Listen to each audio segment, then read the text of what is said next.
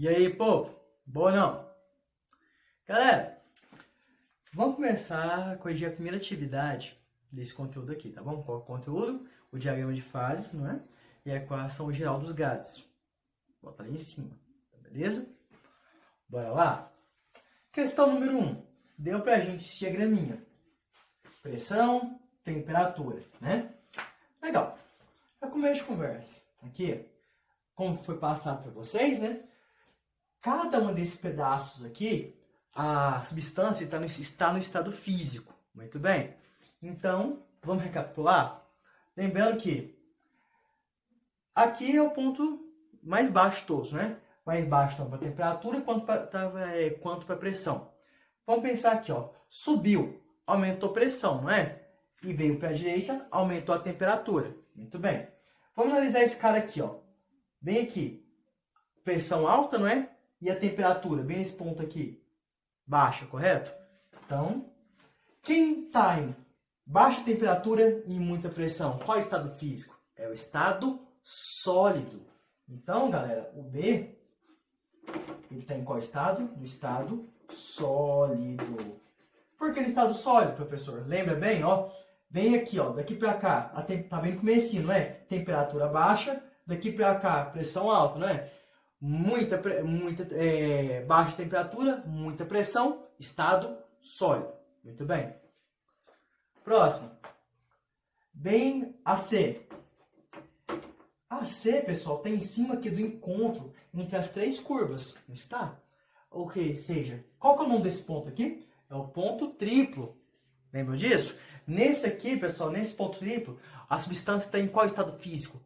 Nos três ao mesmo tempo. Lembra disso? Aqui nesse estado aqui, ó, nesse ponto triplo, pode estar no estado sólido, líquido e gasoso. Bem na mesma, ou melhor, no mesmo momento. Então, a substância C, os três estados. Certo? Por quê? Porque esse aqui é o ponto triplo, onde a substância se encontra nos três estados físicos ao mesmo tempo. Tá bom? E por último, a substância A, que na verdade seria a primeira, né? Galera, esse PC aqui, o que quer dizer? É o ponto crítico, lembra? Aqui, ou seja, como aqui é a temperatura, então aqui é a temperatura do ponto crítico. Vamos traçar uma linha, ó. O A tá depois dela, não tá? Então, galera, o que é o ponto crítico mesmo? A temperatura de ponto crítico é a temperatura que quando uma substância atinge ela está no estado gasoso, ou seja, qual que é os estados? Sólido, líquido e vapor. Quando o vapor atinge uma temperatura muito elevada, ela vira gás, ou seja, não volta para o estado normal. Então, nesse caso aqui, ó, pessoal, o ponto crítico dessa substância, o A, está depois do ponto crítico, não está? Então, esse A é o estado de gás. Tá bom? Porque atravessou o ponto crítico. Se ela tivesse aqui embaixo, seria o vapor. Tá bom? Se tivesse aqui, seria o estado líquido. Deu para entender a diferença, né? Ou seja, se a substância passar do ponto crítico, ela está no estado de gás. Tá bom? Porque atinge uma temperatura muito alta que se torna um caminho irreversível. Tá bom? Ótimo. Pessoal, número 2. Foi o seguinte. Falou que para um gás, o volume 2 é 20% a menos do volume, ou seja, o volume do gás foi reduzido em 20%. Então vamos pensar o seguinte. Volume 1 menos 20%. Então sobrou quanto? Sobrou 80% do volume 1. Tá bom?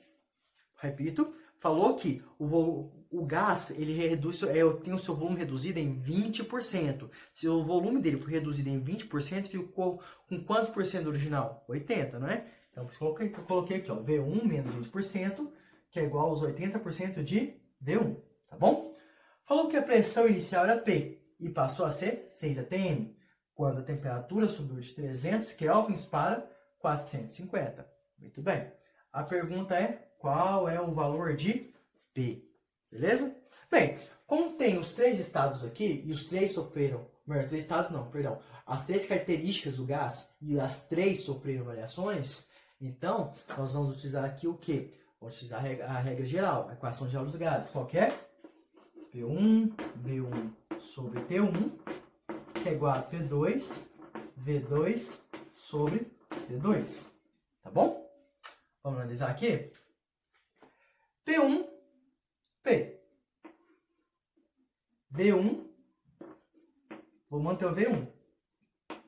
Temperatura 1, 300. P2, 6. V2, agora.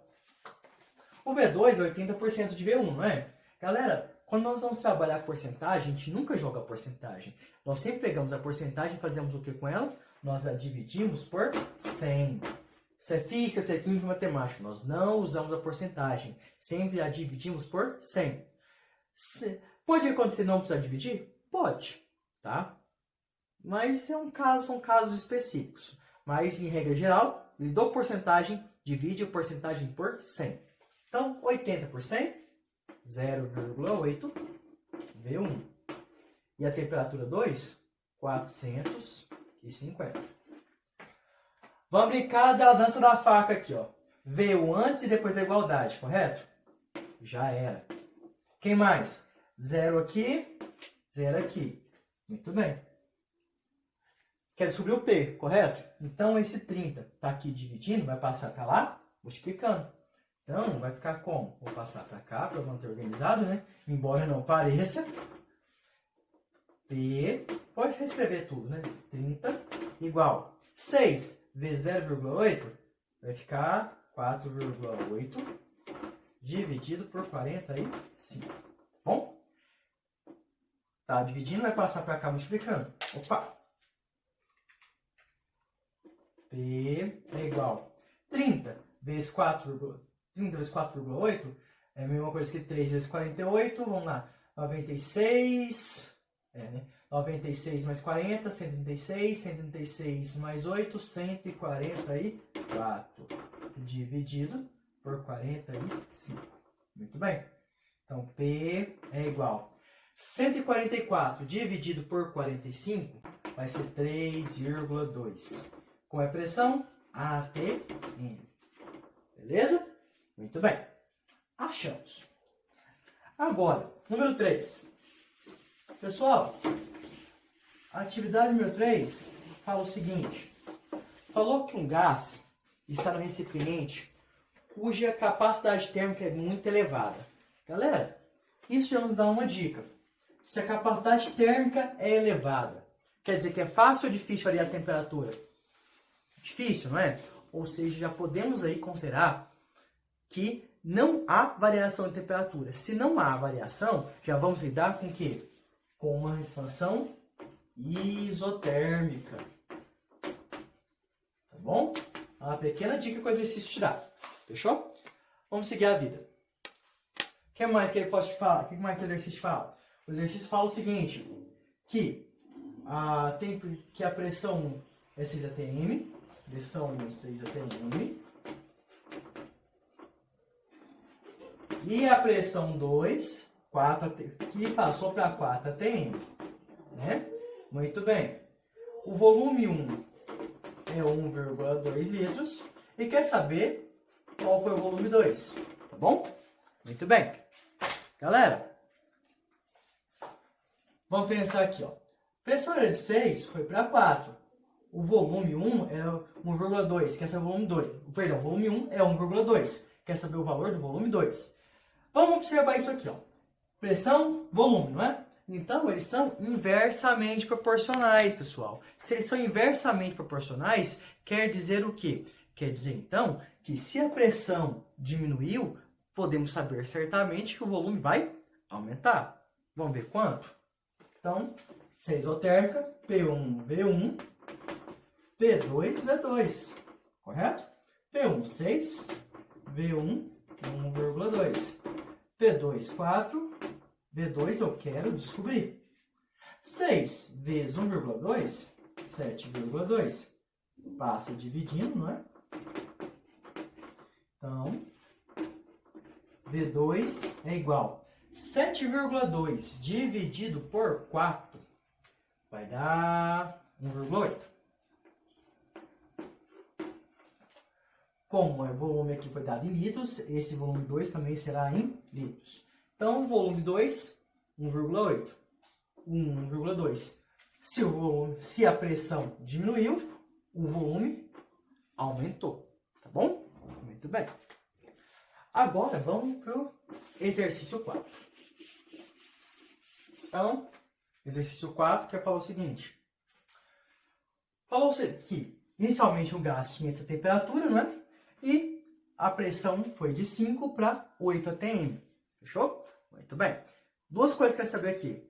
Qual que vai ser a nova temperatura após isso aqui ter acontecido, né? E também quero saber qual o tipo de transformação gasosa foi essa. Tá, então T2. Pessoal, para começar a conversa, pressão mudou, temperatura mudou e o volume nem foi mencionado. Então, podemos considerar que o volume permaneceu constante. Se o volume permaneceu constante, então temos uma expansão ou transformação isovolumétrica. Também pode ser chamada de isométrica ou isocórica. Tudo bem? Legal. Segundo passo, graus Celsius. Não pode. Pessoal, aqui a temperatura sempre deve ser em kelvins, tá bom? Então, para transformar Celsius em Kelvin, é só somar com 273. Então, 327 mais 273, que vai ser 600 K. Fechou? Agora, eu vou jogar na fórmula da isovolumétrica. Vai ser P1, T1, P2, T2. Pressão 1, 5. Temperatura 1, 600. Pressão 2, 800. Ou pressão 2, cadê? Desculpa, 8. Temperatura 2, eu quero descobrir. Tá bom? Então, como a incógnita que eu quero está aqui na parte de baixo, é cruzado, né? Cima com de baixo, baixo com de cima. Opa, esse 2 não é expoente não, tá? Então, vamos lá. T2 vezes 5, 5T2, igual 6 vezes 8, 48. Aumentando 2 zeros. T2 é igual a 4.800. Aqui é um 8, né? Dividido por 5. Então, 4.800 por 5. Então, vamos pensar. 600 por 5 é 120. 120 vezes 8, 960 kelvins. Tá bom? Então, tá aí, galera. Quando a pressão for de 5 para 8 atm, a temperatura vai de 327 para... perdão, ó a besteira, ó. A temperatura vai de 600 Kelvin para 960. Tudo bem? Legal. Só um título de curiosidade. Se no caso de Enem, vestibular, pedir essa temperatura em graus Celsius, agora você tira e deixar fazer todos os cálculos com o 327? Não, você converteria e aqui você converteria de volta. Pensa, se para transformar em Kelvin eu somo 273, para transformar em Celsius eu tiraria, né? Então, pense que sem Celsius, TC, vai ser 960 menos 273, tá bom? Que seria quanto aqui? 960 menos 200, 760. 760 menos 73, 687 graus Celsius. Tá bom? Beleza? Se pedisse, se caso você tivesse uma questão de Enem ou vestibular, que pedisse que fornecesse a temperatura em graus Celsius e pedisse a resposta também em graus Celsius. Mas não faça o cálculo com graus Celsius, tá bom? Beleza, vamos seguir.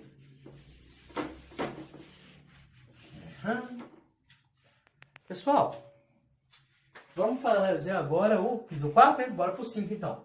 Último. A 5.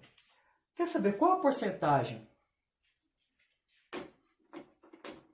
Qual a porcentagem o volume 2 é em relação ao volume 1? O quanto o volume aumentou ou diminuiu, não é? De um gás que, vamos dizer aqui, que a temperatura foi de 350 para 420. Então, temperatura 1 foi de 350 Kelvin e foi para 420 Kelvin.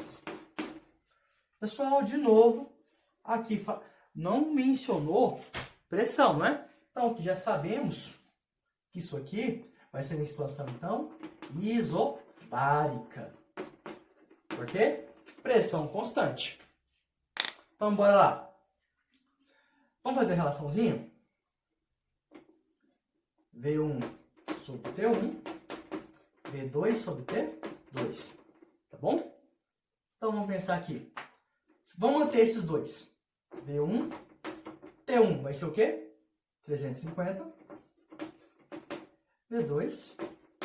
E esse cara aqui, 420.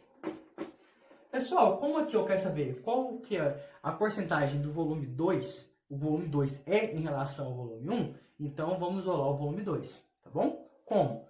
Esse 420 está aqui dividindo, vai passar para cá, multiplicando.